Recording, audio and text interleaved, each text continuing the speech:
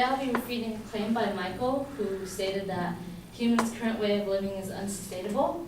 And his first secondary claim was humans are using up limited resources faster than they can be replenished.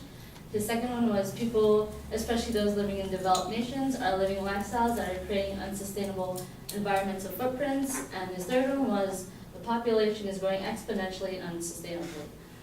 I believe his main claim is true, but out of date because humans have recognized that we have been living unsustainable and have successfully found ways to be more sustainable. His first claim was that humans are using up limited resources faster than they can be replenished. However, humans have new technology and research about alternatives that prevent the reliance on these limited resources. Humans have evolved tremendously regarding the subject of sustainability by creating alternatives such as wind power, solar panels, green cars, and so many more things we see in our daily lives now. He talked about water scarcity and global water withdrawals. This is true, but he fails to mention that there are water solutions that have already been implemented, like wastewater treatment plants that recycle the waste that we get from our toilets and our faucets. And at these plants, they molecularly clean the wastewater into perfectly safe drinking and daily use water. And another method that I personally work with for a project for my environmental engineering class, it's called aquaponics, which is a combination of agriculture and aquaculture, which is the growing of plants and the growing of fish. And the only water that is used to the system is the initial water that's put into the tank for the fish. And if you compare a standard agriculture farm compared to an aquaponic farm, it only uses 10% of the water that you'd normally use. And also there's lots of research on the desalination of water, which turns ocean water to regular drinking water. And if this succeeds, that can be a reliable solution to water sustainability.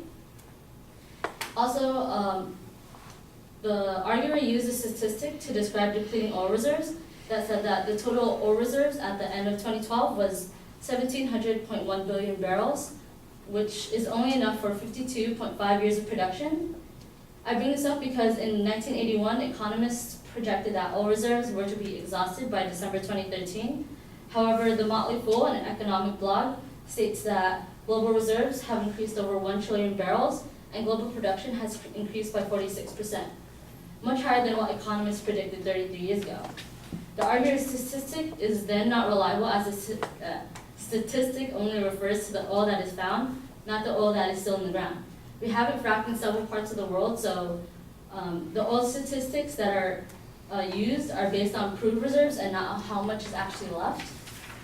And in his second claim, he stated that people, especially those living in developed nations, are living lifestyles that are creating unsustainable environmental footprints, when in fact that large countries are leading the way towards sustainability and developing nations are transitioning to do just the same.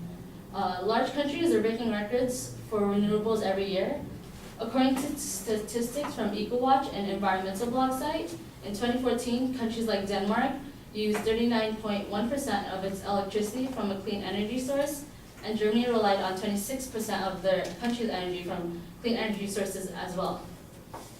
Similarly, developing nations like Costa Rica, Afghanistan, China, India, and Albania are some of the many countries embracing renewable resources, with Costa Rica moving towards an almost 100% dependency on renewable electricity from hydrothermal and geothermal resources.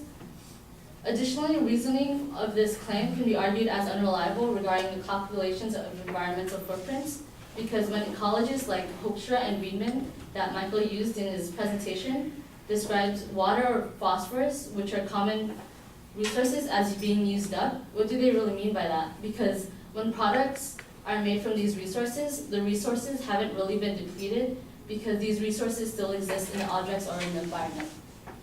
His third claim was that the population is growing exponentially and unsustainably. Although the population is exponentially growing, sustainability is growing as well. Green homes and buildings are being built as more consumer interest increases.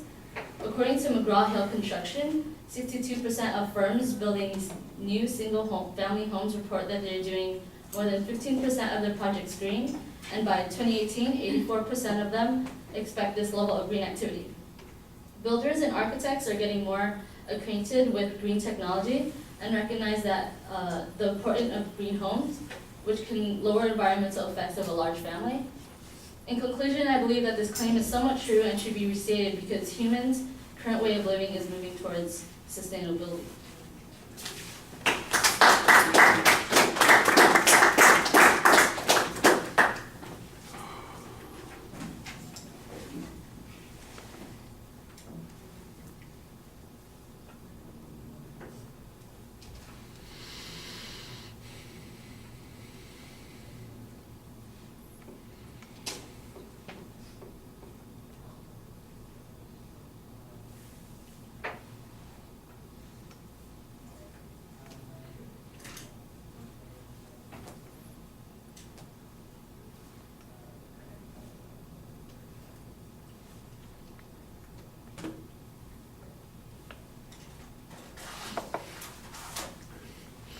Structurally, everything's good. On the first point, you basically suggest there are new alternatives that are diminishing any of this problem with the resources. I thought that that was pretty effective. I think you have a problem with the phrasing that comes up again toward the end of the speech where you are in essence agreeing with the claim, but then you turn around and say, no, that's not right. So why don't you just state the argument that says that the argument is predicated on incorrect information and we can't reach the conclusion that it's unsustainable. And the reason that we can't reach that conclusion is because we're changing our attitudes about sustainability and because we have new sustainable programs that are going on. I'm not exactly sure why you've got this other analysis with the language that makes it sound like you're willing to say, well, they got it right, but maybe not as right as they think they got it. I think your argument is basically it can't possibly be right because the trend is in the opposite direction and we've got new technologies that are addressing all of these issues. I thought you found the right issues to talk about. I do think you could use a little bit more evidence on a couple of the points. There's assertion about the energy stuff